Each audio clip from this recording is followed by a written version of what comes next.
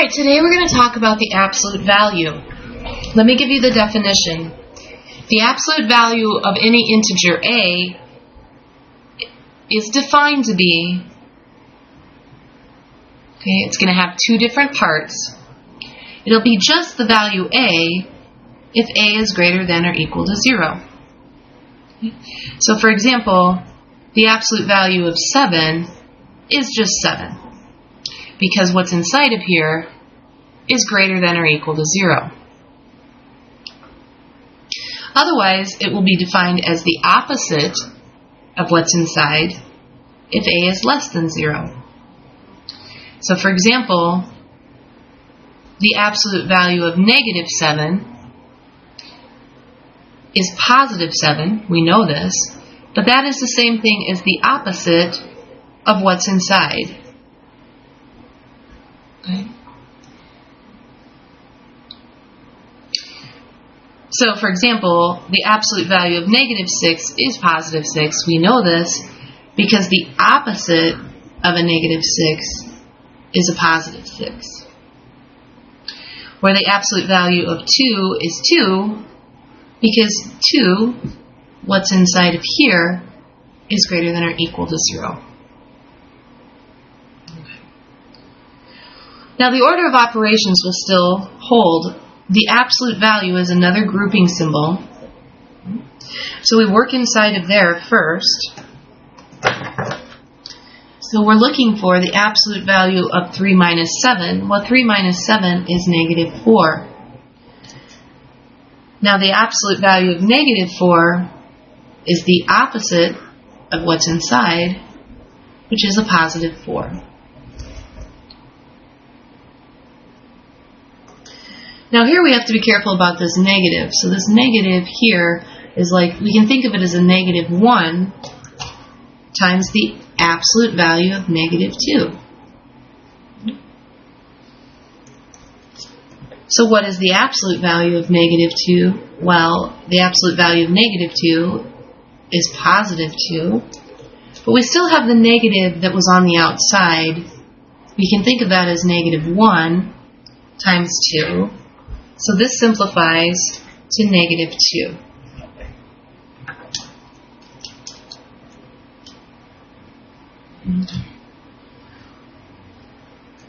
Alright, now let's simplify the next one. Okay. The absolute value of positive 5 is positive 5. Then we have the subtraction. And then we deal with the absolute value of negative 5. Okay, so the subtraction stays, and the absolute value of negative 5 is positive 5. So 5 minus 5 is 0. The absolute value, why are we thinking about this? It's a distance away from 0 on the number line. Okay? So we just want to know how far we are from 0. We don't care when using the absolute value which direction. So notice the absolute value of a positive number is positive. And because we're talking about distance, the absolute value of a negative number is its opposite.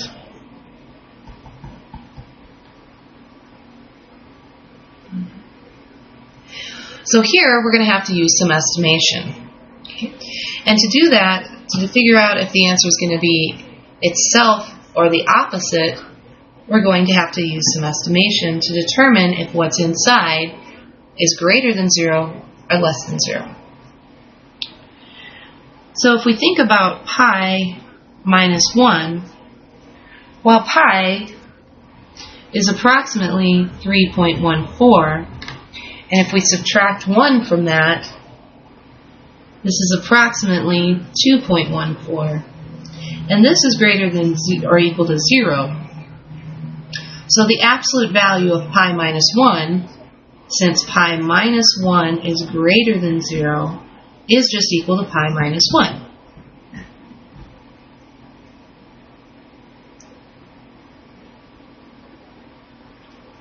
Let's try this one.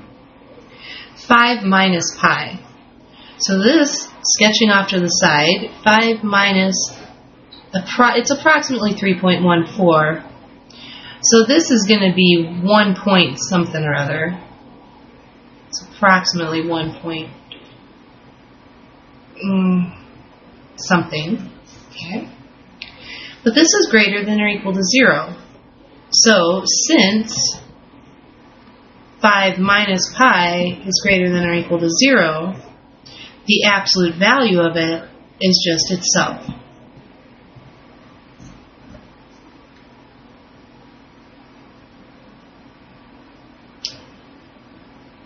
Let's skip C for the moment and go to D. Now let's think what's happening here. All we're trying to determine is if what's inside here is greater than 0 or less than 0. So here I have a negative number. It's an irrational number, but it's still negative. So if I take a negative number and I subtract more, that is, I make it more negative, then I know that this is less than 0. The square root of 3 minus 2 is less than 0. Notice I didn't need to know the exact value of this, or even an approximation. I just know that a negative subtracting makes it more negative, so it's less than 0. So this has to be equal to the opposite of what's inside.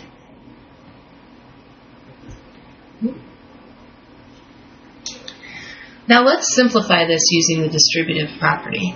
We can distribute this negative 2 through, you can think about it as a negative 1 if you'd like, to both. Now a negative 1 times a negative square root of 3 is a positive square root of 3. And a negative 1 times a negative 2 becomes a positive 2.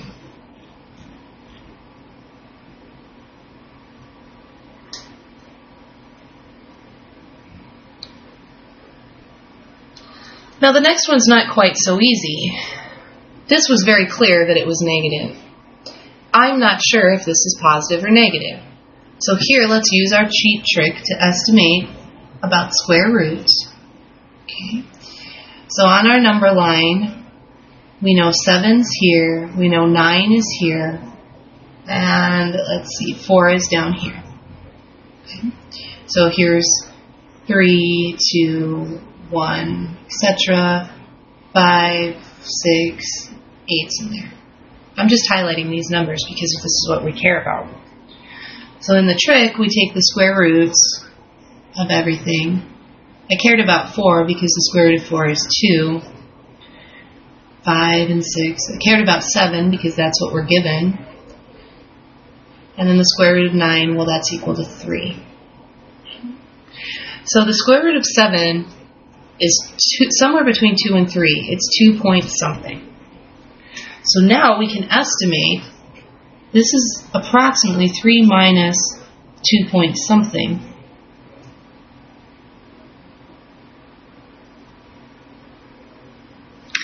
And this number is going to be greater than or equal to 0 because I'm not subtracting more than 3. So in this case, it's just equal to 3 minus the square root of 7 since the square root, 3 minus the square root of 7 is greater than or equal to 0. This takes a little practice to think about what you're doing here. You'll get that. Alright, now it gets a little more complicated when you put a variable in. Okay. Let's consider this. Let's say a minus 4. Okay. We want to determine the absolute value of this if a is less than 4. So let's think about what's happening here. Now if we want to represent a as less than 4, so here's our number 4. We won't equal it, but it can be any number less than this. Okay. So let's pick a value that's less than that. Pick an easy one, say 1. So if a is equal to 1, then we have the absolute value of 1 minus 4, which is equal to the absolute value of negative 3. Aha! This is negative. Let's pick another one. 0. Absolute value of 0 minus 4, well, that's equal to negative 4. Okay.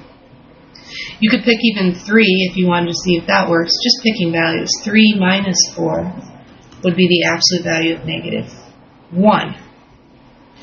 So, the numbers that are, if we pick A to be less than 4 and plug them into the absolute value, the results are negative numbers. So, the absolute value of A minus 4 must be equal to the opposite of what's inside, given this condition. Okay. Now we can distribute the negative through to simplify. We'll get negative A plus 4, which we usually write as 4 minus A, using the commutative property of addition.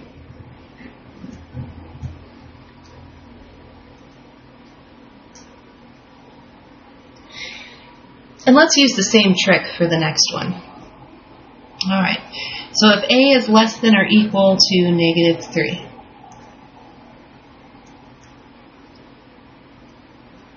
these are the numbers I can pick. And let's pick a few. Again, we'll pick easy numbers if possible. Negative 5, let's try, is less than that.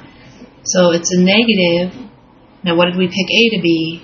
Negative 5 minus 3. Now working inside of the absolute value, a negative 5, or the opposite of 5, is the absolute value of positive 5 minus 3, which is the absolute value of 2. Let's pick another easy number, say negative 10. So this would be the absolute value of negative A, but I'm picking A to be negative 10. Then subtract 3. Then simplifying inside the absolute value, the opposite of negative 10 is positive 10 minus 3. That's the absolute value of positive 7. So by picking test points, I've determined that for these values of A, the absolute value becomes positive. Therefore, we will say that the absolute value of negative A minus 3 must be equal to what's inside, which is negative A minus 3. Not its opposite, because these are positive. Okay. And let's do some substituting in now as well. Okay. So if we have x is equal to negative 5, we have the negative absolute value of a negative, and what is x? X is negative 5. So I'm substituting that in. Okay, we're in a situation with a lot of negatives. Work the order of operations. Don't try and do this in your head. We'll work inside the absolute value first. So we'll copy everything else. And then the opposite of a negative 5 becomes positive 5. Then we'll deal with the absolute value. The negative stays. And the absolute value of 5 is just 5. So in the end, this is equal to negative 5.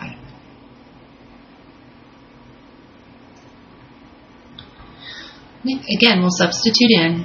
The negative's on the outside of the absolute value. It's 2 times x. We are told x is negative 5. Then we subtract off y, which we'll say is that we're given as 3. Then close the absolute value.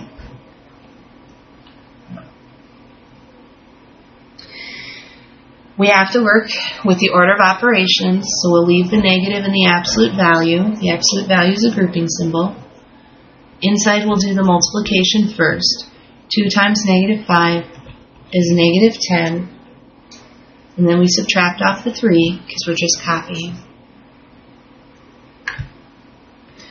We'll continue to work inside the absolute value. 10 minus 3 is negative 13.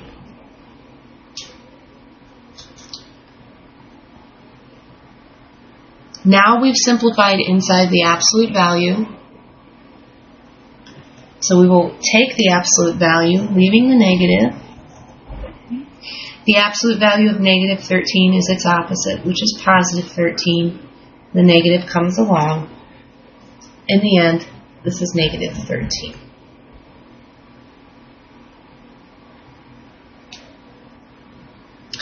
Lastly, we'll do the absolute value of x, which is negative 5.